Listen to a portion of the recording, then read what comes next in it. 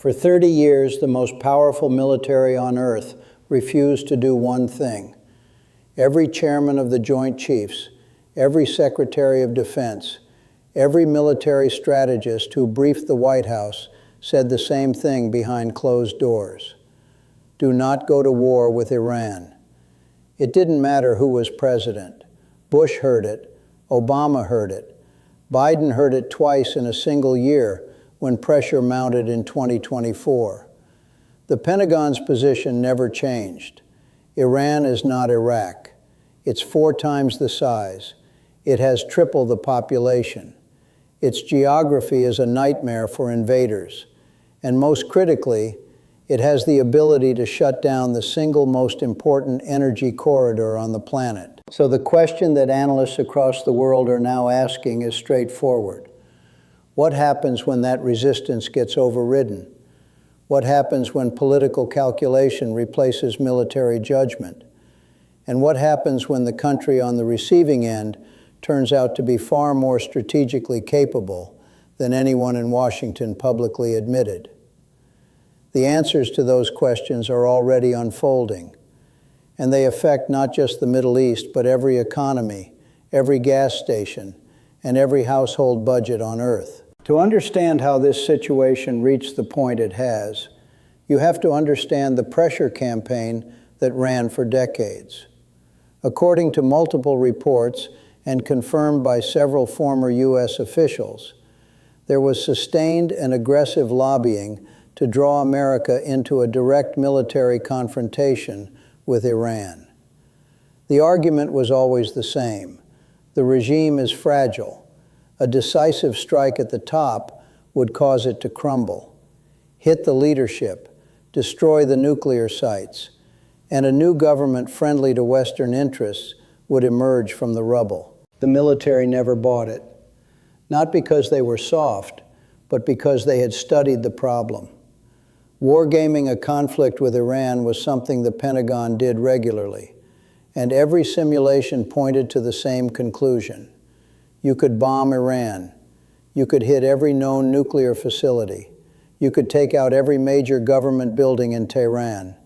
And when the dust settled, you would still be facing a country of 90 million people, spread across terrain that makes Afghanistan look like a parking lot, with an arsenal of short and medium-range ballistic missiles that could set the entire Gulf on fire.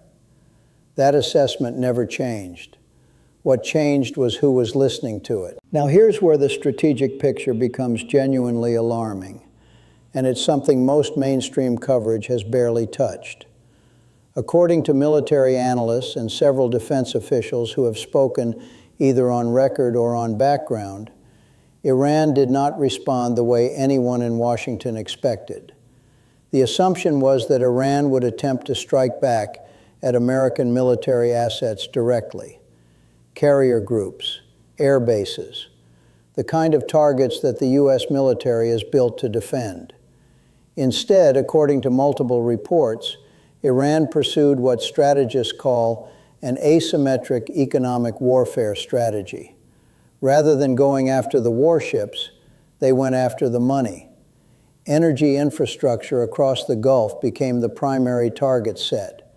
Oil terminals, refineries, loading platforms, pipeline junctions, desalination plants that entire nations depend on for drinking water. These are not hardened military targets. They are sprawling, exposed, and nearly impossible to fully defend. The Strait of Hormuz sits at the center of this strategy. Roughly 20% of the world's oil passes through this narrow waterway every single day.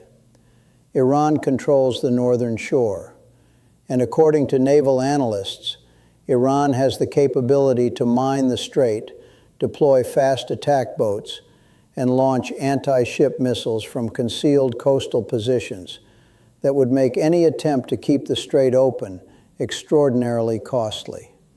Reports indicate that Iran moved quickly to threaten this choke point, not by closing it entirely, at least not immediately, but by making transit dangerous and unpredictable enough that insurance rates for tankers skyrocketed and shipping companies began rerouting.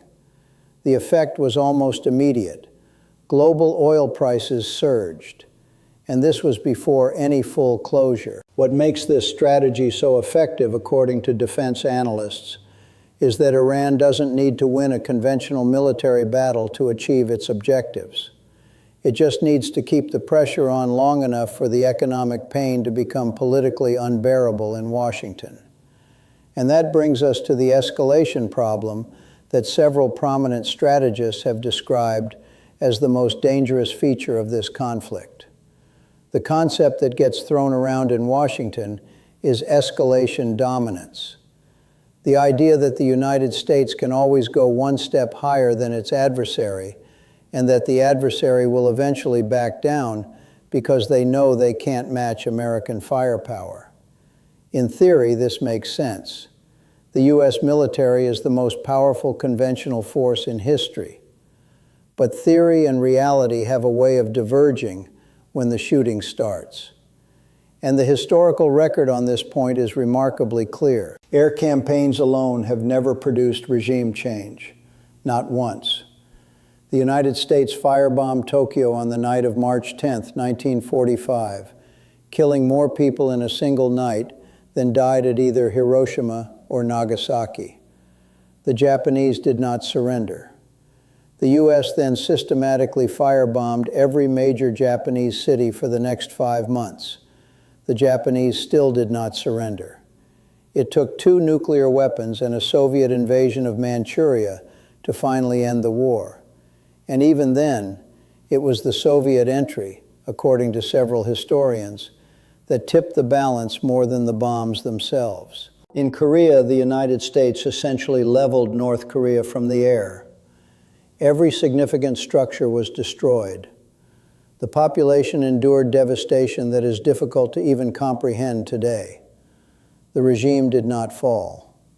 In Vietnam, the U.S. dropped more tonnage of bombs than it used in all of World War II. The regime did not fall. In every single case, the population rallied around the government rather than turning against it. So when analysts hear talk of bombing Iran into submission or destroying enough infrastructure to force regime change through air power alone, the historical response is unambiguous. It doesn't work. It has never worked. And there is no credible reason to believe it would work now against a country that is larger, more geographically dispersed, and more ideologically cohesive than most of the examples above. This is the trap that several strategists warned about before the conflict began. You start bombing because you believe it will be quick and decisive. When it isn't, you bomb harder. When that doesn't work either, you escalate again. Each step up the ladder brings new consequences, and each consequence creates pressure to take the next step. According to analysts, if the U.S. or its allies target Iranian energy infrastructure, Iran retaliates against Gulf energy infrastructure. If desalination plants are hit inside Iran, reports suggest Iran would target desalination facilities in Saudi Arabia, the UAE, and potentially Israel. Several of these nations are almost entirely dependent on desalinated water. Taking out those plants doesn't just cause economic damage, it creates a humanitarian catastrophe within days. And this is where the global economic picture becomes genuinely terrifying. The world runs on oil. This is not an exaggeration, and it's not a political statement. It is a basic physical and economic fact. Oil doesn't just power cars. It powers industrial production, electricity generation, shipping, agriculture, chemical manufacturing, and virtually every supply chain on the planet. When the supply of oil is disrupted at the scale the Persian Gulf represents, the effects don't stay contained to one region. They cascade. According to economic analysts, Europe faces the most acute vulnerability. European nations already lost access to cheap Russian energy following the war in Ukraine. They pivoted to increased reliance on Middle Eastern and American sources. If Gulf oil is significantly disrupted on top of the existing Russian shortfall, several European economies that are already stagnating could face genuine crisis. Energy prices would spike. Industrial output would contract.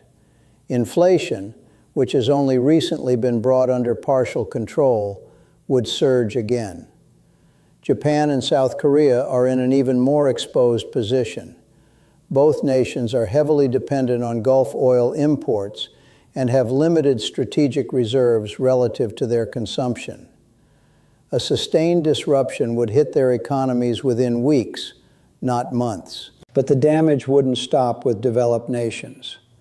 Developing countries across Africa, South Asia, and Southeast Asia would face the worst consequences proportionally.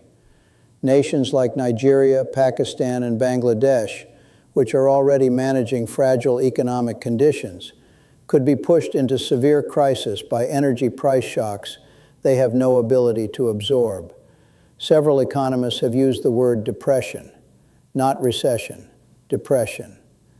And while it's important to note that this represents a worst-case scenario rather than a certainty, the fact that credible analysts are even modeling this possibility tells you how serious the risk has become.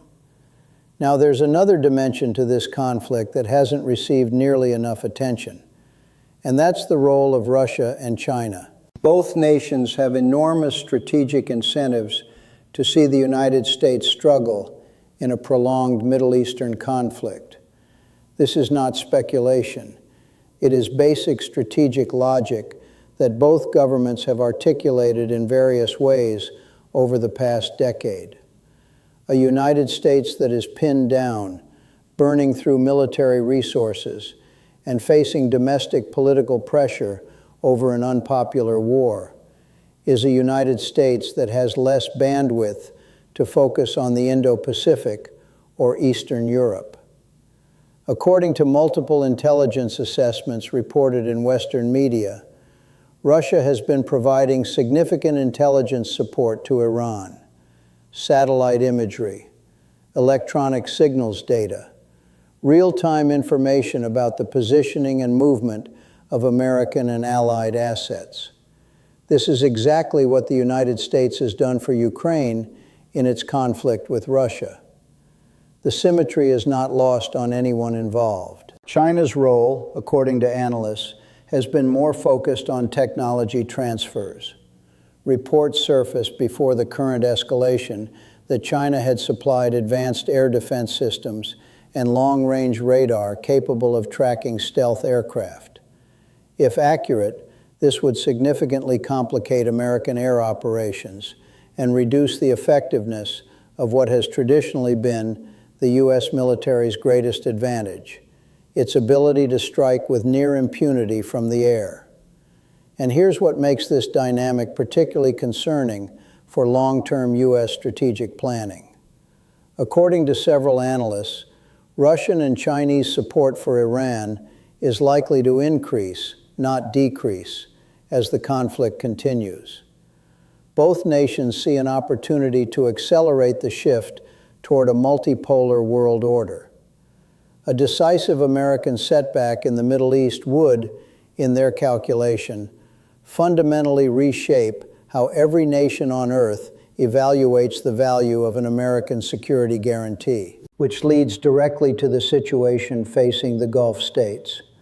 And this may be the most consequential piece of the entire puzzle. For decades, the security architecture of the Persian Gulf was built on a single premise. The United States would protect Gulf nations from Iran. American bases, American ships, American missile defense systems, all stationed across the Gulf as a guarantee that Iran could not threaten its neighbors without facing American power.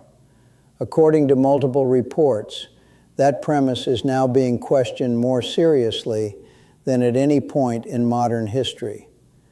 The Gulf states were not consulted before the current escalation. They did not participate in the decision-making process, and they are now absorbing the consequences of a war they did not choose, in the form of Iranian strikes on infrastructure that their populations depend on for survival. Several Gulf nations had already begun hedging before the current conflict. Saudi Arabia's strategic partnership with Pakistan, which reportedly includes a nuclear security component, is one example. Turkey's interest in joining that arrangement is another. These are not the actions of nations that feel confident in American protection. These are the actions of nations that are looking for alternatives. The fundamental question that Gulf leaders are reportedly grappling with is straightforward. Are American bases on their soil assets or liabilities? Before the current conflict, the answer seemed obvious. Now, according to several diplomatic sources, it is not obvious at all. Those bases, which were supposed to deter Iran, have instead turned Gulf nations into targets. The very infrastructure that was meant to provide security has attracted the strikes that are now threatening the economic and humanitarian foundations of those countries. And all of this circles back to the most critical question: how does this end? According to virtually every strategic analyst who has commented publicly, there is no clear off-ramp visible. The domestic political framing in Washington focuses on American and Israeli objectives: regime change, unconditional surrender, decisive victory. But analysts point out that these conversations almost entirely ignore the fact that Iran has to agree to any deal. And Iran, according to all available evidence, has no incentive to agree to terms that don't address its core demands. What would Iran likely require? Analysts point to three primary demands.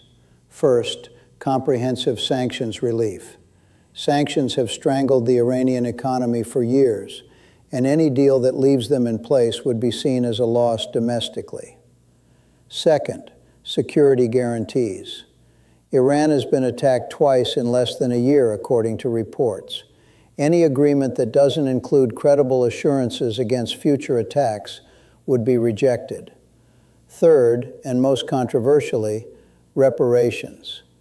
Whether this takes the form of direct payments or frozen asset releases, analysts suggest Iran will demand economic compensation. The political difficulty for Washington is obvious. Meeting these demands would look to domestic audiences like concession. And concession in the middle of an election cycle is something no American president wants to be associated with. But the alternative, continuing a war that is driving the global economy toward crisis, eroding alliances, and demonstrating the limits of American power, carries its own devastating political costs. Several analysts have drawn a comparison to the final years of the Vietnam War, when American leaders understood privately that the war was unwinnable, but continued fighting because no one wanted to be the president who lost. The cost of that delay was measured in years of additional destruction and thousands of additional lives. There is one more dimension that deserves attention, and it concerns the long-term trajectory of the region. According to multiple analysts, the current conflict is accelerating nuclear proliferation pressures across the Middle East. If Iran emerges from this conflict more determined to pursue a nuclear weapons capability, and several experts believe this is now the most likely outcome, it would trigger a cascade of proliferation across the region. Saudi Arabia, Turkey, Egypt, nations that have historically relied on American security guarantees, would face enormous domestic pressure to pursue their own nuclear deterrence. The irony that analysts keep pointing to is striking. The conflict that was supposed to prevent Iran from becoming a nuclear power may ultimately guarantee that it does. And not only Iran, but several of its neighbors as well. What we're watching unfold is not just a military conflict. According to strategists, economists, and diplomatic analysts, it is a potential inflection point in the global order. The outcome will determine not just who controls territory in the Middle East, but whether the security architecture that has governed international relations for decades can survive the strain being placed on it. The economic consequences are already being felt. Energy prices are climbing. Supply chains are under stress. Financial markets are pricing in uncertainty that hasn't been seen in decades. And every week that the conflict continues without a diplomatic resolution, the costs compound. There are no easy answers here. There may not be any good answers. But understanding the strategic dynamics, the historical patterns, and the economic stakes is the first step toward making sense of what is rapidly becoming the defining geopolitical crisis of this era. The question isn't whether this situation is dangerous. Every credible analyst agrees that it is. The question is whether the people making the decisions understand just how dangerous it has become. And based on what we've seen so far, that remains very much an open question. There's a detail that keeps surfacing in expert discussions that rarely makes it into mainstream coverage, and it changes how you think about the entire conflict. It concerns the missile defense equation.